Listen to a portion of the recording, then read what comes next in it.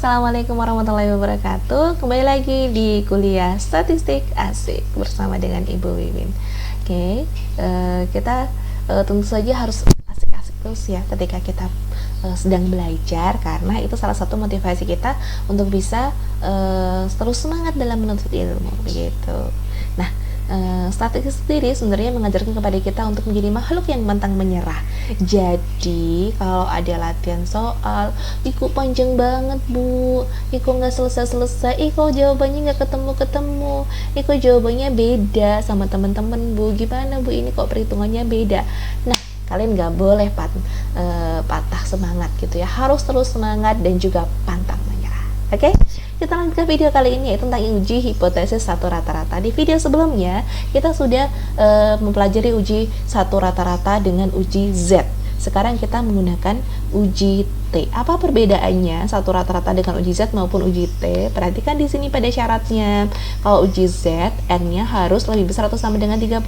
Sedangkan uji T, N-nya itu kurang dari 30. Kita pakai uji T, populasinya normal sama, dan to atau kuadrat atau variansi daripada populasi itu tidak diketahui. Sehingga kita memakai variansi dari sampel.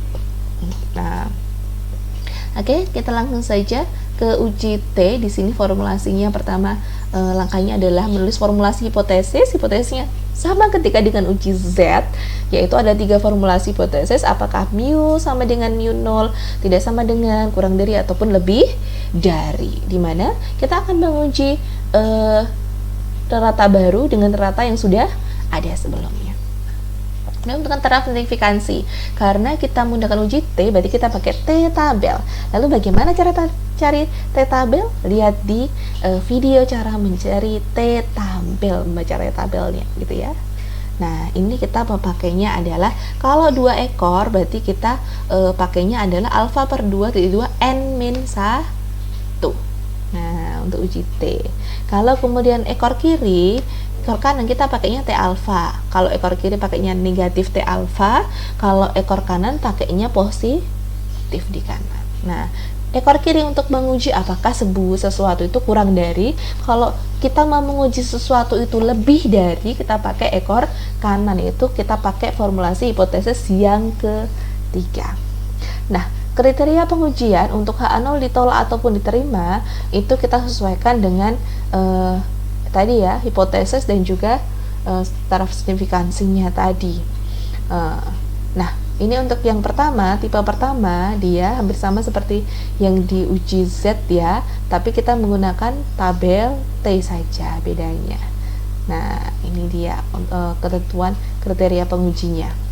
Kemudian menentukan statistik uji menggunakan uji T tadi, dan kemudian disimpulkan apakah H0 ditolak ataupun diterima.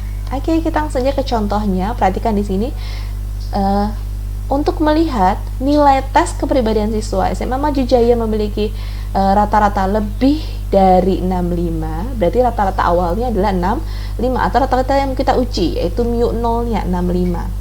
Dipilih random siswa 12 siswa. Nah, perhatikan 12 siswa, N-nya 12.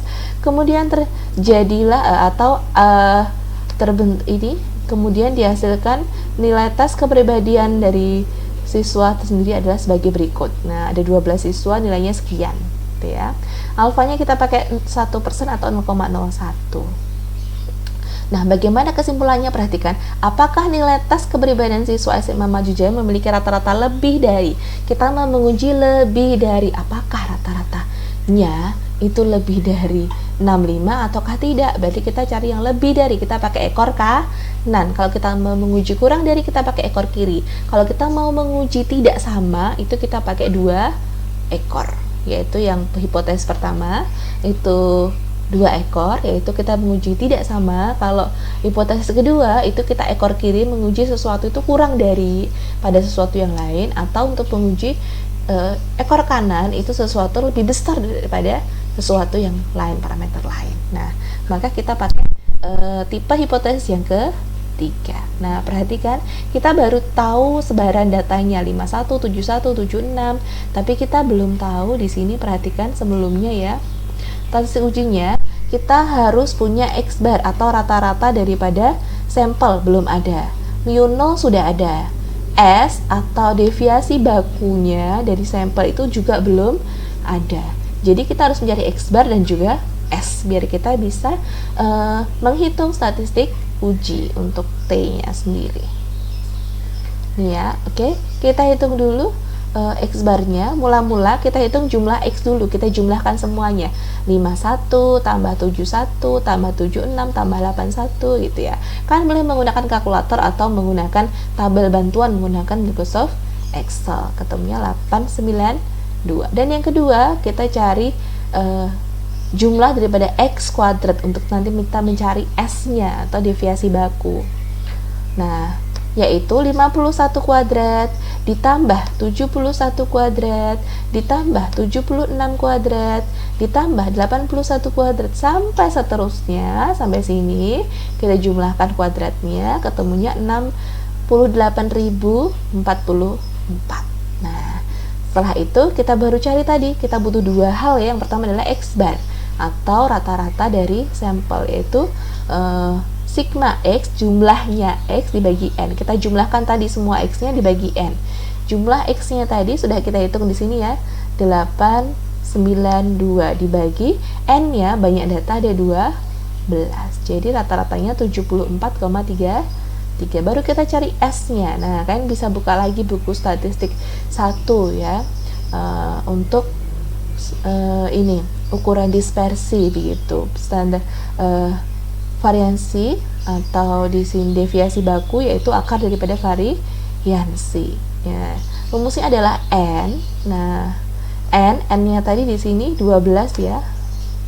Kemudian dikali dengan sigma X kuadrat, jumlah X kuadrat yang sudah kita hitung di sini 68044 dikurangi sigma X dikuadrat. Nah, tadi sigma X berarti 892 dikuadratkan, 892 kuadrat. Kemudian N-nya 12 dikali 12 kurangi 1. Kurung itu artinya dikali ya.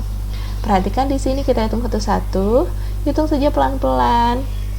Kan jangan buru-buru, ini melatih kesabaran kita gitu ya.